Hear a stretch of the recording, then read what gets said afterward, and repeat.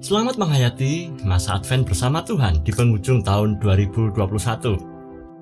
Saudara, tak terasa 30 hari lagi kita jelang tahun 2022. Mengapa waktu terasa semakin cepat berlalu seiring dengan bertambahnya usia kita? Bagi orang yang lebih muda, waktu terasa berjalan lebih lambat. Ada banyak kegiatan menyenangkan dan berlimpahnya waktu luang yang sempat kita nikmati.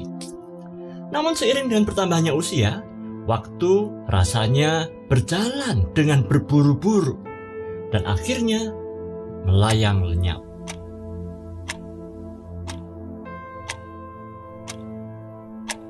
Benarkah waktu berubah menjadi lebih pendek? Atau jangan-jangan persepsi kita tentang waktu yang telah berubah? Tentu, perhitungan waktu tak akan pernah berubah. 1 hari, 24 jam. Namun ada beberapa alasan mengapa persepsi kita tentang waktu mengalami perubahan. Yang pertama, dari segi ketersediaan pilihan kegiatan kita. Bagi Anda yang hidup di era sebelum tahun 2000, rasa-rasanya tidak terlalu banyak pilihan kegiatan yang kita miliki. Bahkan, pada tahun 1970-an hanya ada satu stasiun TV, yaitu TVRI. Jadi, menonton acara Lost Man atau drama Rumah Masa Depan di TVRI menjadi suatu kegiatan yang sangat dinanti-nanti. Perasaan bosan membuat waktu terasa berlangsung lambat. Di masa kini, pilihan kegiatan menjadi sangat banyak, bahkan hampir-hampir tak terbatas. Informasi, hiburan, dan juga media juga disediakan oleh sangat banyak sumber. Itulah kenapa waktu kini terasa semakin cepat berlalu. Yang kedua, dari segi pertambahan peran dalam kehidupan. Seiring dengan bertambahnya usia, bertambah pula peran dan tanggung jawab kita. Bertambah pula jumlah kegiatan yang wajib kita lakukan. Hidup menjadi semakin kompleks dan waktu sebanyak 24 jam dalam sehari harus kita bagi dan kelola lebih tipis lagi. Pada masa kanak-kanak, tugas anak adalah mengurus keperluan pribadi, seperti mandi, makan, belajar, bermain, dan beristirahat. Bahkan, waktu mandi pun rasa-rasanya seperti bermain saja.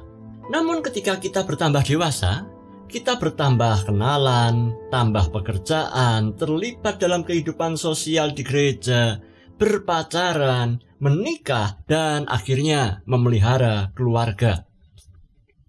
Sebagai seorang bujang, tentu tanggung jawab hanya untuk satu orang. Namun tidak demikian dalam hidup berkeluarga. Itu semua adalah peran yang sangat kompleks, yang semakin bertambah, yang kita jalani setiap hari. Maka, waktu terasa berjalan dengan lebih buru-buru. Yang ketiga, dari segi fisiologis dan anatomi tubuh, para peneliti menemukan bahwa kinerja otak kita memiliki sistem jam biologis yang bekerja secara otomatis. Contohnya, bagi Anda yang terbiasa bangun pukul 4 pagi, seberapapun lelahnya Anda akan tetap bangun pada pukul 4 pagi tanpa perlu menyalakan alarm. Nah, ketika kita di usia yang lebih muda, jam biologis dalam korteks otak kita mampu bekerja dengan sangat tepat. 1 detik ya 1 detik, 1 menit ya 1 menit. Namun, seiring dengan bertambahnya usia, sel-sel otak kita menua. Maka, ketepatan kalibrasi sistem jam biologis juga turut melambat. Nah, di samping faktor kekuatan otot yang mulai menurun, refleks pada orang yang lebih tua menjadi lebih lambat. Itulah kenapa para warga senior seringkali terlambat mengikuti ketukan pada saat bernyanyi di gereja. Nah, bagi Anda yang telah merasa tidak lagi muda atau telah menjadi warga senior, mungkin Anda merasa makin terengah-engah untuk mengikuti perkembangan zaman ini. Namun, Mazmur pasal 37 ayat 25 hingga yang ke-26 menunjukkan keuntungan menjadi lebih tua. Demikian kata Raja Daud. Dahulu aku muda, sekarang telah menjadi tua. Tetapi tidak pernah kulihat orang benar ditinggalkan, atau anak cucunya meminta-minta roti. Tiap hari ia menaruh belas kasihan dan memberi pinjaman. Anak cucunya menjadi berkat.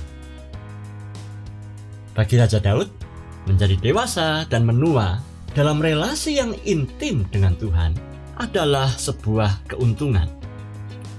Mereka yang hidup setia di dalam Tuhan akan menyaksikan banyak pekerjaan ajaib dari Tuhan yang telah memelihara hidupnya, bahkan hingga anak cucu keturunannya. Maka, tugas para senior dalam keluarga Kristen adalah meneladankan sikap hidup yang intim dengan Tuhan pada generasi yang lebih muda. Masih ada banyak ayat nas yang indah dan luar biasa pada Mazmur 37 ini. Dan saya merekomendasikan Anda untuk melanjutkan bacaan Mazmur 37 ini secara mandiri setelah pengantar dari saya ini. Pilihlah satu atau beberapa ayat yang paling mengena banget untuk Anda. Lalu, tolong ya, tuliskan ayat yang Anda pilih pada kolom komentar di bawah ini. Jika Anda tengah atau telah melakukan keteladanan ini, firman Tuhan menyebut Anda sebagai manusia yang berbahagia.